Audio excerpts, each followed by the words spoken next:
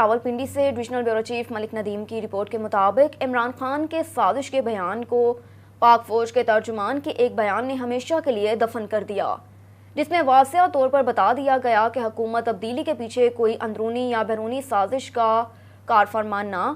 अगर मैं थी हुकूमत से बाहर निकल गया तो आपके लिए मैं ज़्यादा ख़तरनाक हो जाऊँगा। अभी तक तो मैं चुप करके यहाँ ऑफिस में बैठा तमाशा देख रहा हूँ।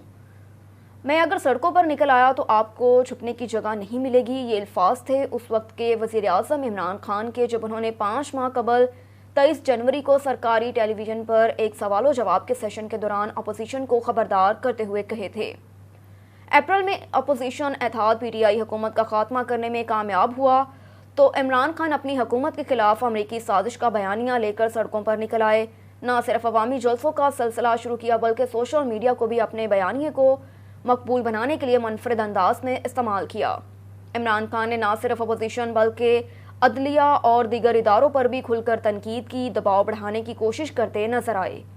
अगले रोज़ निजी TV के प्रोग्राम में तर्जुमान पाक फौज मेजर जनरल बाबर इफ्तिखार ने कहा कि पाकिस्तान तहरीक इंसाफ की हुकूमत के खात्मे के मामले पर मुबैना अमरीकी साजिश के बयानिए को मुस्तरद करते हैं।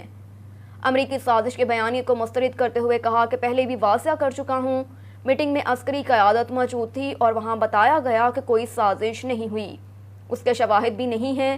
हमारी इंटेलिजेंस एजेंसियाँ दिन रात यही काम करती हैं। हमारे दुश्मनों के अज़ाइम खाक में मिलाना हमारा काम है। साबिक वफाकी वज़ीर दाखिला शेख रशीद ने कहा कि कौमी सलामती मीटिंग में किसी ने नहीं कहा कि साजिश नहीं हुई, किसी किस्म की साजिश हुई और ना ही शवाहिद मिले। इजलास के दौरान तीनों सर्विसेज चीफ्स मौजूद थे।